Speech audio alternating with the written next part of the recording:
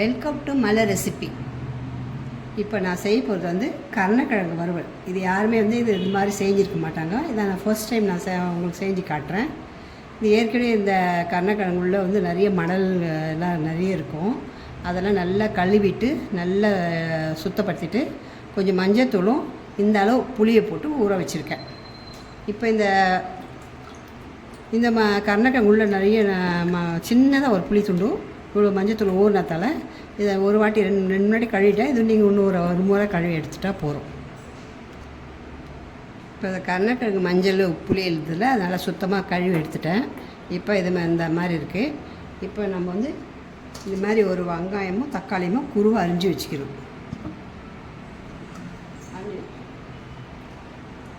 ஒரே ஒரு வெங்காயம் ஒரு தக்காளி தான், வேறு எதுவும் இல்லை. இப்போ இந்த காமிச்ச வெங்காய தக்காளியை இந்த கட் பண்ணி வச்சுருக்கேன். இது மற்றபடி சின்ன குக்கரை வச்சு நான் எப்படி செய்கிறேன்னு பாருங்கள். இந்தமாரி குக்கரை ஆன் பண்ணாமல் ஸ்டவ் ஆன் பண்ணாமல் கருணக்கிழங்கு முதல்ல தண்ணி இல்லாமல் போட்டுடணும். தண்ணி இல்லாமல் போட்டுட்டு இந்த அரிஞ்சு வச்சுருக்க வெங்காய தக்காளியும் போட்டுடணும்.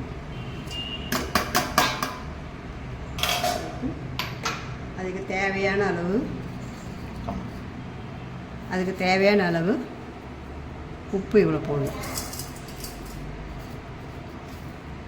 நிறைய இருக்கும், அப்புறம் பார்த்து போடுங்க. அதுக்கப்புறம் மஞ்சத்தூள் கொஞ்சம், குழம்பு மிளகா அப்படியே வந்து ஒரு ஸ்பூன் ஃபுல்லாக போடுங்க. கொஞ்சம் கம்மி அந்த காரம் அதிகமாக நல்லா சாப்பிட்றவங்க இருந்தால் ஒரு 1/4 ஸ்பூன் எக்ஸ்ட்ரா பண்ணுவாங்க. இப்போ நம்ம வந்து இந்த குக்கரை வந்து நல்லா அப்படி கலரி விடணும். கை வச்சாலும் கலரலாம், இப்படியும் கலரி விடலாம். இப்படி கலரி விட்டுட்டு இப்போது கொஞ்சோண்டு தண்ணி ஊற்றணும். ரொம்ப வேணால் கொஞ்சம் தண்ணி ஊற்றினா போதும்.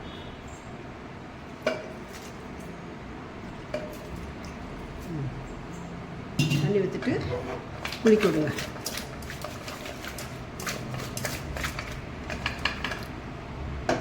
இப்போ ஸ்டவ்வை நான் ஆன் பண்ணிட்டேன்.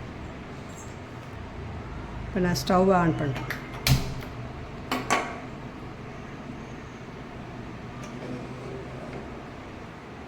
இப்போ நான் போட்டிருக்க வெங்காயம் தக்காளி மிளகாத்தூள் எல்லாம் ஒன்றா சேர்ந்து ஒரு சின்ன கொதி வந்தோடனே நான் வந்து குக்கரை மூடி நெட்டு போட்டுருவேன். ஒரே ஒரு சவுண்டு தான், வேறு ஒன்றும் இல்லை.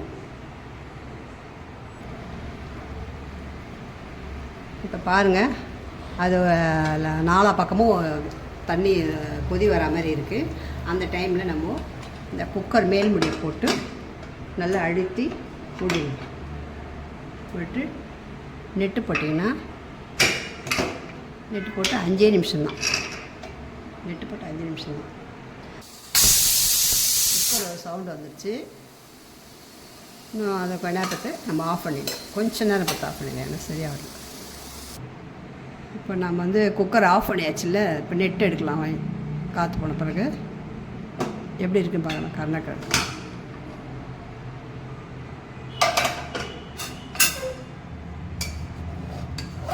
சூப்பராக வெந்திருக்கு. நீங்கள் குக்கரில் போட்டதால குழஞ்சிரும் நம்ம கண் எதிர்க்கு தான் இங்கே வேக வைக்கிறோம். அதனால் வந்து குழையாது. ஒரே ஒரு சவுண்டு, நம்ம பக்குவத்துக்கு ஒரு சவுண்டு வச்சுருங்க. எந்த அளவு இப்படி நான் போட்டேன்னா அதே மாதிரி அளவு போட்டிங்கன்னா நல்லாயிருக்கும். இதே மாதிரி செஞ்சால் டேஸ்ட்டாகவும் இருக்கும். இப்போ நான் தவா வச்சுட்டு கேஸ் ஆன் பண்ணுறேன்.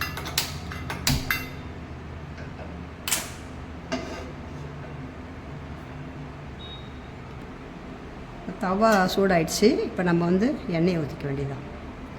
கொஞ்சமாக அப்புறம் எடுக்கும்போது கொஞ்சம் எண்ணெய் கொஞ்சம் எடுத்துக்கணும். எண்ணெய் நல்லா சூடானால ஒரு 4-5 பீஸ் போட்டு வறுத்து எடுத்துக்கலாம். எண்ணெய் ஓரளவு சூடாயிடுச்சு. இப்போ அதில் நம்ம வந்து அதில் உள்ள சாந்தோடு ஒரு 5-5 பீஸ் எடுத்து போடலாம்.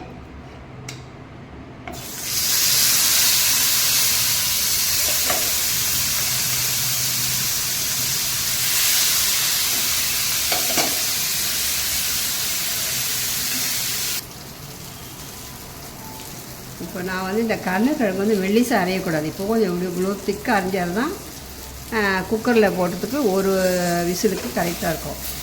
இல்லைன்னா இப்போது மிளகாத்தூள் போட்டு ஊற வச்சு ரொம்ப நேரம் ஆகிடும். இப்போ நான் இப்போ திருப்புற கருணக்கிழங்குலாம் இவ்வளோ பீஸை குண்டாக இருக்குது. சிலதெல்லாம் சின்ன பீஸ் ஆகிடும்னா இப்படி கொஞ்சம் உடையும்.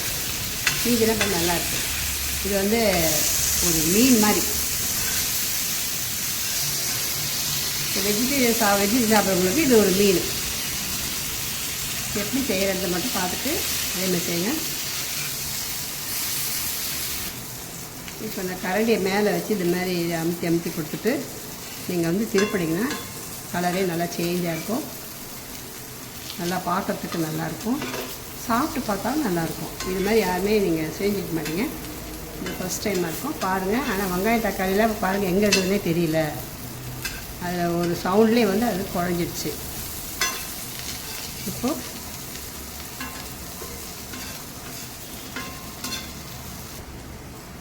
இது மாதிரி குயிக்காக எதனா சமைக்கணுன்னா இதுமாதிரி சமைங்க. இதோட ஆஃப் பண்ணுவேன்.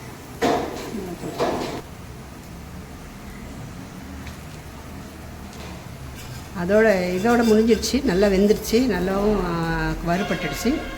இதுக்கப்புறம் நம்ம ஒன்றையும் செய்யலை. முடிஞ்சிடுச்சு. ஆஃப் பண்ண வேண்டியதான். இது முடிஞ்சிடுச்சு. இதோட நம்ம எடுத்து